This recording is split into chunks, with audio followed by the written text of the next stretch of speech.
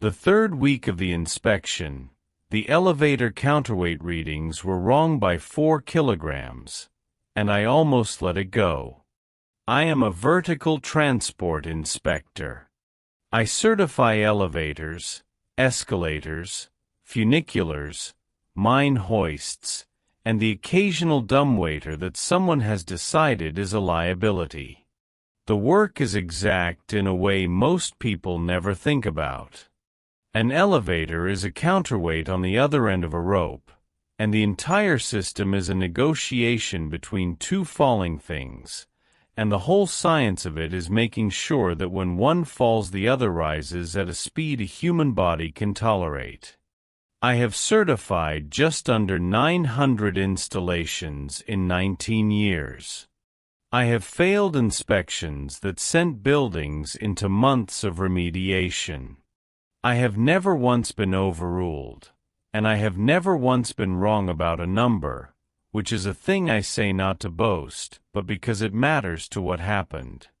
The site was a hospital. Not a derelict one. That is the part people assume when I start, and it is the part one have to correct.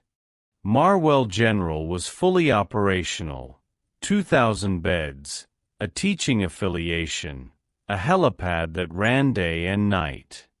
I was there for the routine 5-year recertification of the bank of patient transfer elevators in the older wing, the ones rated for gurneys and bariatric loads, the slow heavy cars that carry people who cannot carry themselves. Ordinary work. I had done it 100 times in 100 hospitals.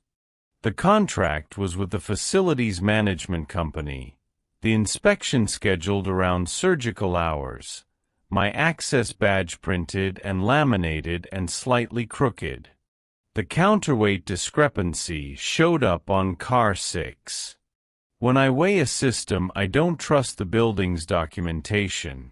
I run my own load cell on the governor and I calculate the counterweight from the empty car balance and the rated capacity, because the counterweight is supposed to equal the car weight plus roughly 40% of the rated load, and that number is the spine of the whole machine.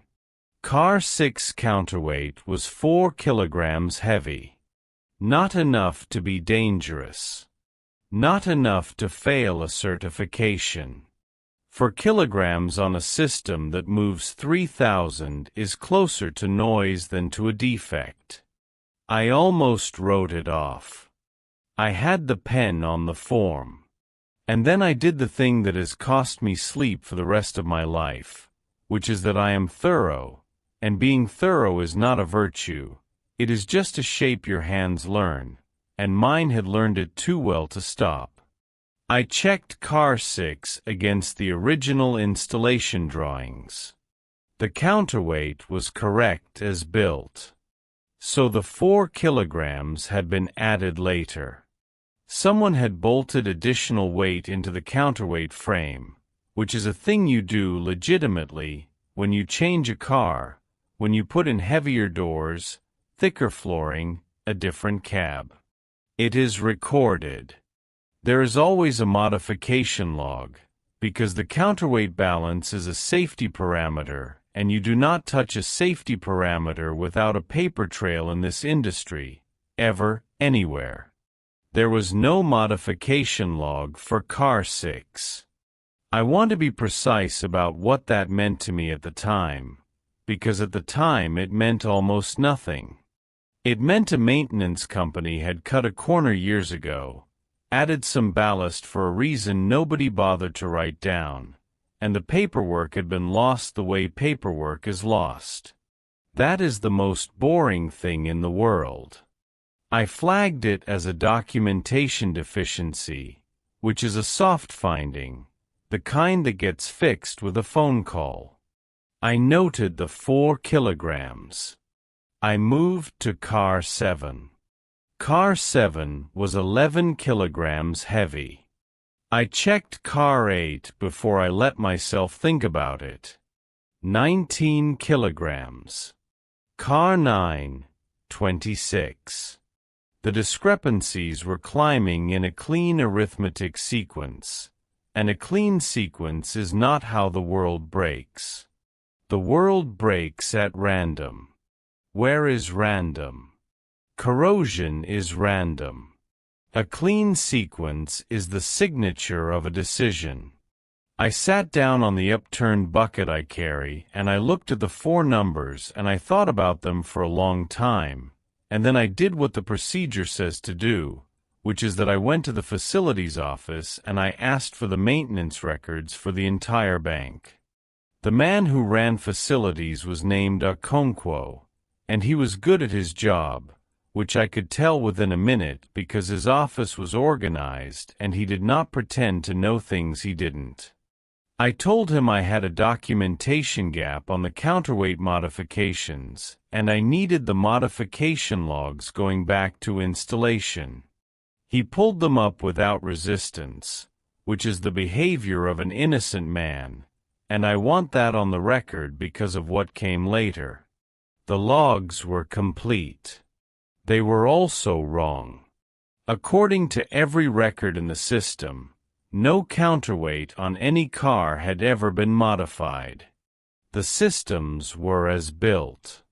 I told him I had measured otherwise. He frowned, not defensively, and said the obvious thing, that maybe my load cell needed calibration. I told him I had calibrated it that morning against a certified mass, which I had, because I always do. He said he would put in a work order to have the counterweights inspected physically. I said I would inspect them myself today, because I was already there and it was within my scope, and he had no reason to object and didn't. The counterweight runs in the same shaft as the car, in its own guide rails, on the opposite side. To inspect it you ride the top of the car, a thing inspectors are trained and certified to do, standing on the roof of the cab with a pendant control, moving the system at inspection speed while you watch the components pass. It is not dangerous if you know what you are doing.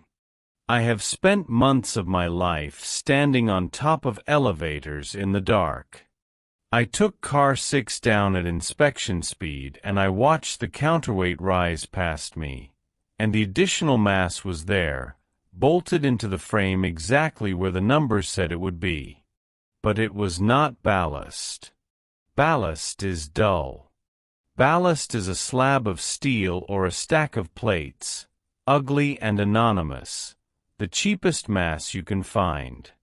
This was a fabricated steel box, welded shut, finished, the welds clean and professional and old, the surface gone the particular dark of steel that has hung in a dry shaft for a very long time. Someone had built a sealed container and mounted it inside the counterweight frame and balanced the whole car against it. There was a serial number stamped into the box. And there was a second number, smaller, stamped beneath it, and I knew that format because I have seen it on equipment that belongs to no manufacturer. It was a government property tag. I photographed it. That is reflex. I document everything. I did not yet understand that photographing it was the first thing I did that I could not take back. I came back to the lobby and I will tell you that my hands were steady, because they always are, and that is its own kind of horror, that the body can stay calm while the understanding underneath it is already coming apart. I told Okonkwo I needed the original installation contract, the one that predated the building's current ownership, and he said the older records were archived off-site and he'd have to request them, and I said I'd wait. I did not wait in his office. I went and I rode the other cars and I confirmed what I already knew, that every counterweight in the bank held one of those boxes, sized differently, the masses climbing in that clean inhuman sequence, the smallest in car 6 and the largest in car 9, and that the sequence meant they had been installed in order, one after another, over time. I want to explain the wound now, because the procedure of this story requires it, and because by this point in the real thing it had already started to surface, unbidden, the way it does. My brother went into a hospital 11 years ago and did not come out, and the part that I carry is not that he died, because people die, but that the hospital lost him. Not his body, his record. For 9 days after his death, the system continued to generate care for him. Medication was dispensed against his chart. A bed was assigned and reassigned. A dietary tray was logged as delivered to a man who was in the morgue. I found this out because I am the kind of person who reads the records, who could not stop reading the records, and what I found was not malice. It was just a system that did not know he had stopped, that kept producing the outputs of care for a man who was no longer there to receive them, because no one had told the machine to stop and the machine had no way of knowing on its own. I filed complaints. I received apologies. Nothing was corrected, because there was nothing to correct. The error had already flushed itself through, and the records had reconciled, and the institution had moved on, and I was left holding the knowledge that for 9 days a building had pretended my brother was alive and had been completely sincere about it. I tell you this so you understand why I did not stop. A reasonable inspector flags the documentation gap and goes home. I am not, where this particular thing is concerned, a reasonable inspector. A building that produces care for the absent is the exact shape of the wound I have carried for 11 years. And when I saw those sealed boxes climbing in their patient sequence, I did not feel fear first. I felt recognition. I felt that I had walked back into the one room I have spent a decade trying to leave. The archived contract came back the next morning, and it was redacted. Not blacked out by a clumsy hand, professionally redacted. The original installation party replaced with a contracting code, the scope of work described in language that meant nothing. But contracts have residue. The payment schedule was intact, and the payment schedule referenced a maintenance annex, and the maintenance annex had its own contract number, and that number was not redacted because the person who redacted the main document had not thought about the annex. Because people who hide things are still people and still tired and still miss things at the end of a long day. I pulled the annex. The annex was a service agreement for environmental conditioning and integrity monitoring of 9 units, scheduled quarterly, ongoing, with no termination date, billed to a federal account through 3 layers of intermediary companies. The units were not described.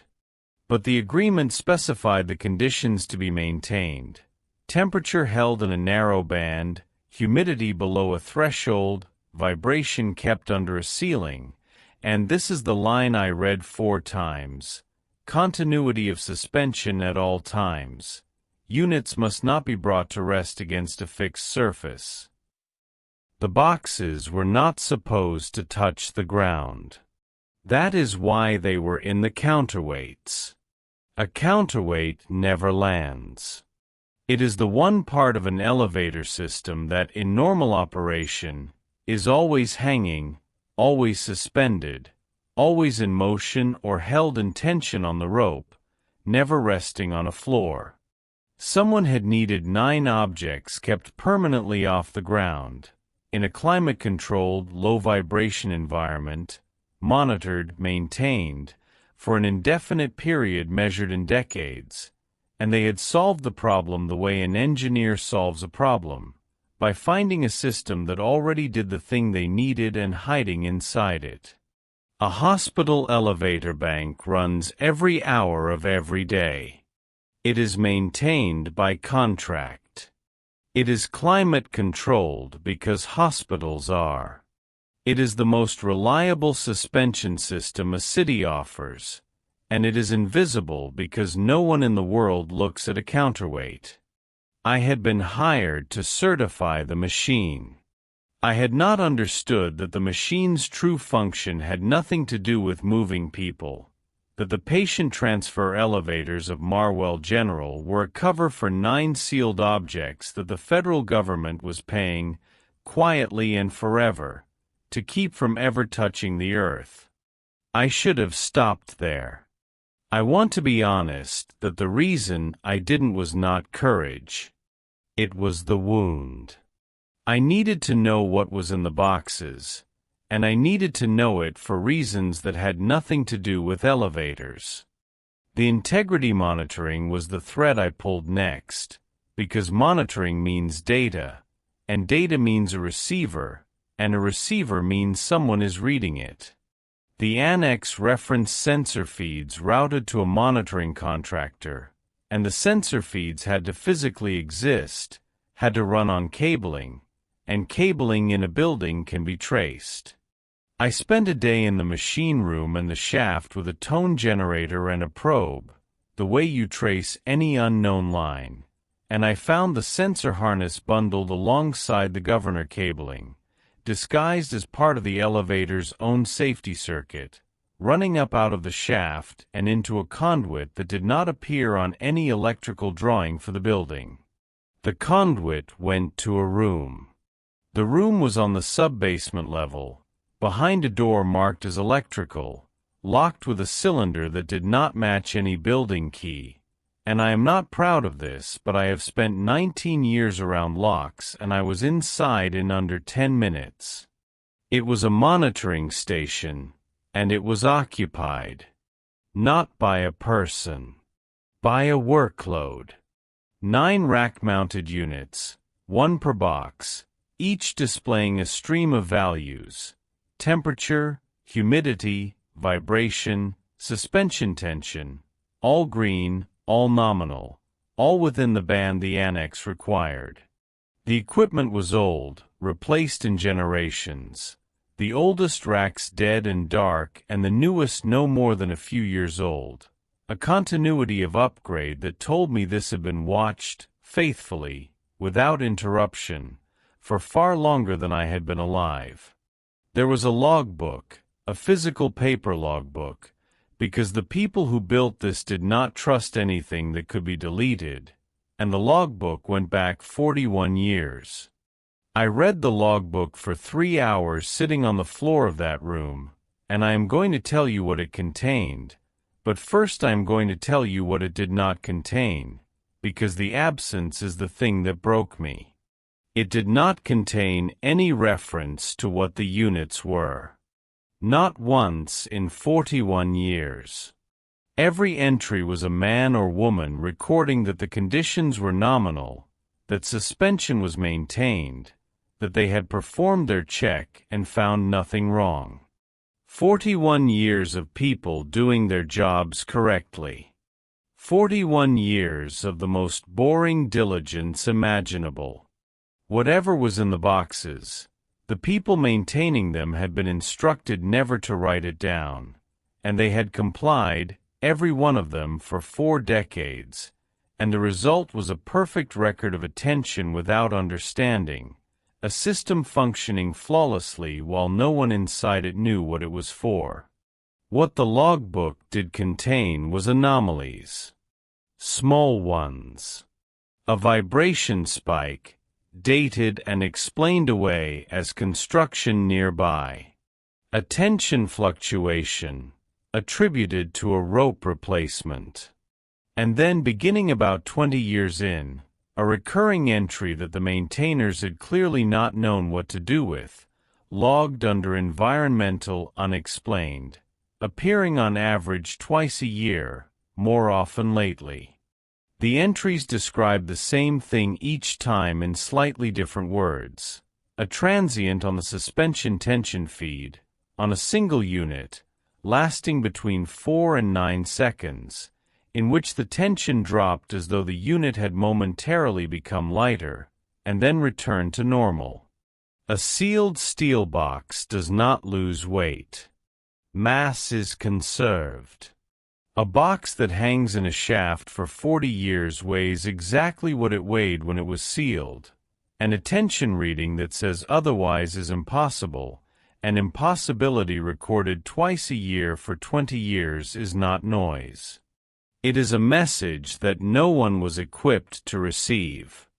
I found the cross-reference by accident. The logbook keyed each anomaly to a unit number, and I had the unit numbers from the boxes. The serial stamps I had photographed. And the unit that produced the most frequent transients, the one whose tension dropped most often and most deeply, was the box in car 6. The smallest box. The lightest. The one whose 4-kilogram discrepancy I had almost let go. The smallest box was the one most often becoming, for a handful of seconds, lighter than it should be able to. I did not sleep that night. I sat in my hotel room and I did the math that I did not want to do.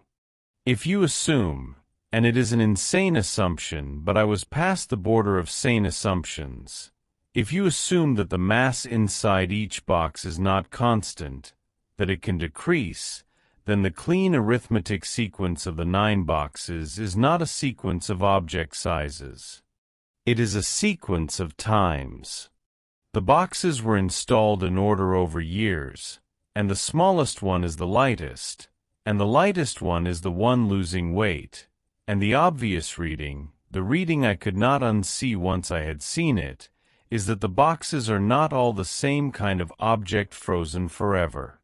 They are the same kind of object at different stages of the same process. The smallest is the oldest. The smallest is the furthest along. The smallest is the one approaching the end of whatever the others have not yet reached. And the annex's central requirement, the line repeated and underlined in 41 years of contracts, was that the units must never come to rest against a fixed surface, must never touch the ground. The entire purpose of hiding them in counterweights was to keep them suspended. I understood then that I had it backwards. The suspension was not protecting the boxes from the world. The suspension was protecting the world from whatever happened when the boxes touched down. This was the midpoint, the place where the thing I was looking at stopped being a hidden object and became a held process. Older than the maintainers, older than the building's current life, a thing the government had not built but had found, or received, or inherited, and had decided it could neither destroy nor understand, and so had chosen instead to suspend, indefinitely, in the most ordinary machine it could find, and to pay quiet men to watch dials they did not understand for the rest of their lives. The horror was not that something terrible was happening. The horror was that something terrible had been successfully prevented for 41 years by nothing more than competence and silence, and that the prevention was beginning to fail, and that the failure was twice a year and accelerating, and that no one whose job it was to notice had the information to notice it. Except me. Because I read the records. Because I cannot stop reading the records. Because 11 years ago, a system kept my brother alive on paper for 9 days, and I have not been able to look away from a machine that lies about the dead since. I went back the next morning. I told Okonkwo I had not finished the certification and would need 2 more days, and he believed me because it was true. I went to the monitoring room and I pulled the historical data off the racks, the raw feeds, not the logbook, and I built the curve myself the way I build every curve, from the numbers and nothing else. The transients on car 6 were not random. They were periodic, and the period was shortening, and when I fit the curve and extended it, the transients converged toward a point 11 days out, at which the interval between them would reach 0, at which point the unit would not be momentarily lighter but continuously lighter, and would keep losing whatever it was losing until it reached the weight at which the counterweight no longer balanced the car. A counterweight that becomes too light cannot hold the car suspended. When the imbalance crosses a threshold, the safeties engage, the system locks, and the car settles. And the car 6 counterweight, locked and settled, would bring its box to rest at the bottom of the shaft, against a fixed surface. The exact thing 41 years of careful men had been paid to prevent. I had 11 days and a single unit, and no authority over any of it, and no one to tell who would both believe me and act, because the entire architecture of the thing was designed so that the people with authority did not have the information and the people with the information did not have authority, and that separation was not a flaw, it was the point. I made the call anyway. There was a contact number in the front of the logbook, a federal line, decades old, and I expected it to be dead. It rang twice and a woman answered with no greeting, only a confirmation code request, and I gave her the unit number for car 6 because it was the only credential I had, and there was a silence on the line that lasted long enough that I knew the number still meant something to someone. She asked me, finally, who I was. I told her. She asked how I had the unit number. I told her the truth, that I was certifying the elevators and had found the discrepancy and traced it. There was another silence, and then she said a sentence I have thought about every day since, which was, "The units do not produce discrepancies." Not a denial. A correction. As though I had reported that the sun had risen in the wrong place, a thing so impossible it could only mean I was confused. I told her about the transients, the curve, the 11 days, the convergence.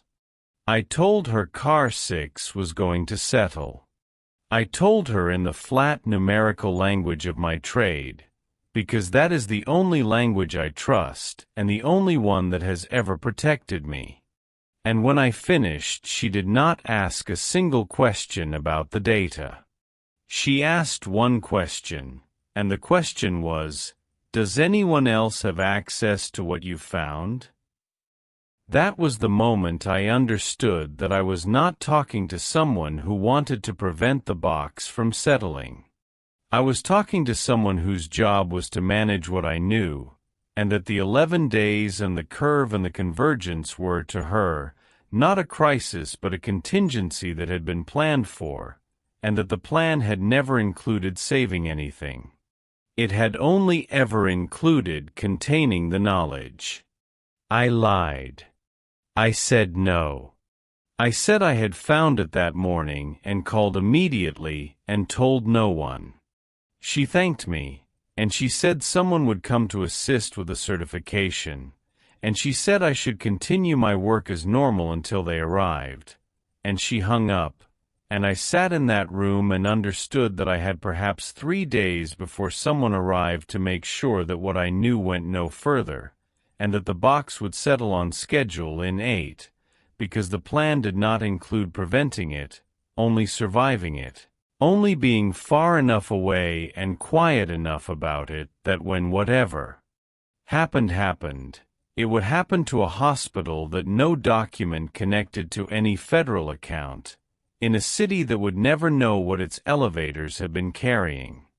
I did not sleep again. I want to be clear that what kept me awake was not fear for myself, though I felt that too. It was the math.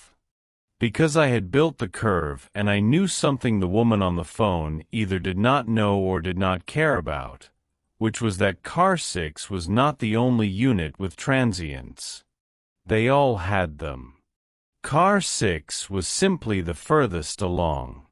And when I fit the curves for all 9, accounting for the sequence, accounting for the way the period shortened, They did not converge at 9 separate points. They converged toward the same point, offset by the lag of their installation, like 9 runners on a track who started at different times but are all accelerating toward the same finish. Car 6 would settle first. But Car 6 settling was not the event. Car 6 was the first domino, and the gap between the dominoes was the same shortening interval, and the whole bank would come down inside a span of weeks once the first one went, and the careful men with their green dials and their nominal logs would watch all of it happen exactly as it was always going to happen, faithfully recording the end of the world they were paid to monitor and never understand. I had 2 choices and they were both terrible, and I am going to describe them with the precision the situation deserved, because in the end this is a story about a man who is good at his job and the job did not save him. The first choice was to do nothing. To finish the certification, sign the forms, except that the system had been suspended for 41 years by people more powerful and more frightened than me, and trust that they knew something I did not, that the suspension had a reason, and the people who built it had judged correctly that holding the process indefinitely was better than letting it complete. To walk away and let the careful men keep watching and let Car 6 settle in 8 days and let whatever happened happen, on the theory that I was an elevator inspector and not a person qualified to decide the fate of a thing the federal government had spent 4 decades too afraid to touch. The second choice was the one my hands already knew, because thoroughness is a shape and mine had only one. I could prevent Car 6 from settling. Not forever, I did not have forever, but I could buy time, real time, by doing the one thing I was uniquely, completely qualified to do. I could rebalance the system. I could add mass to the Car 6 counterweight to compensate for what the box was losing, match the loss kilogram for kilogram as the curve predicted it, keep the counterweight heavy enough to hold the car suspended past the convergence point, keep the box off the ground by hand, by arithmetic, by the daily labor of a man with a load cell and a curve and a reason. I could become the thing the contract described. I could become continuity of suspension. I could take the place of 41 years of careful men and do their job knowingly, which none of them had ever done, with full understanding of what I was holding up and why it must not come down. And here is the part that is the worst part, the part one have not said to anyone until now. The second choice was not heroism. I knew, building the curve, that compensating for the loss only delayed it. The process was not slowing, it was accelerating.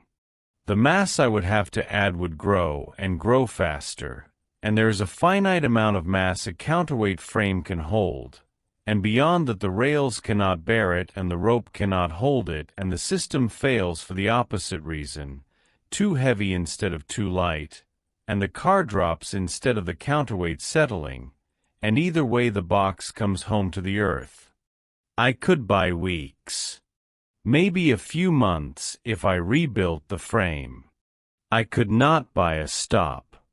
There was no stop. The people who built the suspension had known there was no stop.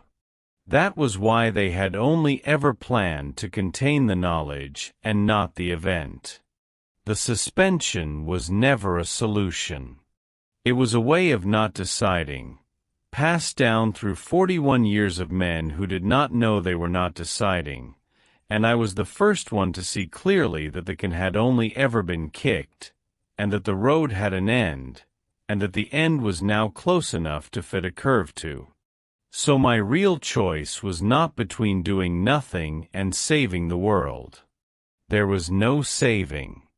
My choice was between letting it happen on a schedule someone else had set, in 8 days, while I knew, or taking the schedule into my own hands and holding it back by daily labor for as long as my body and the steel could bear, knowing the whole time that I was only choosing the date, and that when I finally could not lift any more, it would happen anyway, and I would be standing on the roof of car 6 when it did. I chose to hold it. I want to be honest about why, and the why is not good. I did not choose it because I calculated that the extra weeks had value, though I told myself that. I chose it because 11 years ago a system kept my brother alive on paper for 9 days, and there was nothing I could do, and I have spent every day since looking for the lever I could not find then. And here at last was a machine that was lying about the dead, and here at last was a lever, and it was a counterweight, and I knew exactly how much to add. I did not hold the box up to save the city. I held it up because I could not bear, twice in one life, to stand next to a machine that was ending something and have no number to put against it. The weight I added to car 6 was for my brother. It was not rational. It was the most rational thing my hands had ever done. The person the woman sent arrived on the 4th day. He was polite and credentialed, and he carried himself like someone who had cleaned up larger things than me, and he found me in the machine room and he watched me work for a while before he spoke. I had already added the first compensating mass. I had already begun. He looked at the counterweight frame, at the new steel I had bolted in, at the load cell and the curve I had taped to the wall, and he understood faster than I expected, and what he said was not a threat. It was almost gentle. He said, "You know it doesn't stop." I said I knew. He said, "Then you understand what you're signing up for." I said I did. And he did something I did not expect, which was that he did not stop me.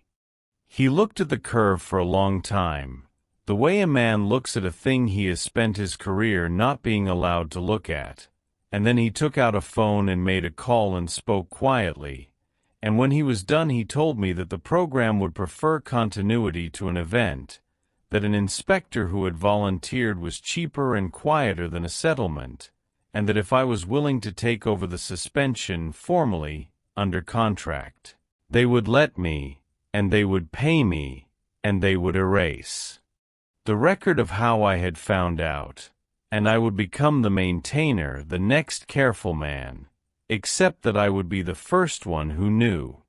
I understood the trade. I would get to hold the box up. I would get to keep doing the one thing that answered the wound. And the price was that I would become part of the thing I had uncovered, that I would spend the rest of my working life adding mass to a counterweight to delay an event I could not prevent, signing logs that said nominal, watching a curve climb toward the day my arms gave out, and that I would do it knowingly, which made me worse than every man who had done it for 41 years in innocence. They had been used. I would be complicit. They did not know what they were holding up. I would know exactly, and I would hold it up anyway, because the alternative was to let go, and I have never in my life been able to let go of a machine that lies about the dead. I signed. There was a contract. Of course there was a contract. These people put everything in contracts, and the contract was for environmental conditioning and integrity monitoring of 1 unit, scheduled as needed, ongoing, no termination date, and I signed it on the small folding table in the monitoring room under 41 years of other men's handwriting, and the man witnessed it, and that was all. I still work there. I have a different badge now, and a different reason to be in the building, and I go down to the shaft most days and I weigh the car 6 counterweight and I add what the curve says to add, and the amounts are larger now than they were, and the interval is shorter, and I have rebuilt the frame once already and I will not be able to rebuild it again. I have perhaps a year. The careful men upstairs still log their dials as nominal because the dials still read nominal, because I am the reason they read nominal, because I am the difference between the curve and the floor. I do not know what is in the box. I have decided not to find out, which is the only mercy I have left to give myself. I know only that it is becoming lighter, that it wants to come down, that it has wanted to come down for 20 years and grows more insistent every month, and that the only thing standing between it and the earth is the daily arithmetic of a man who never learned how to stop being thorough. My brother was alive on paper for 9 days. I could not add a single gram to that. Here at last I have found a system that lies about something that should be at rest, and here at last I have the number, and I add it every morning, and the box stays up, and the building goes about its day above me with no idea what holds its floors apart, and the system continues, exactly as it was always going to, except that now it continues through me. I am the suspension. I am the careful man who knows. When I can no longer lift the weight, it will come down, and I will be standing on the car when it does. And I have made my peace with that, the way you make peace with a number you have checked 4 times and cannot make come out any other way. I keep the load cell calibrated. I always do.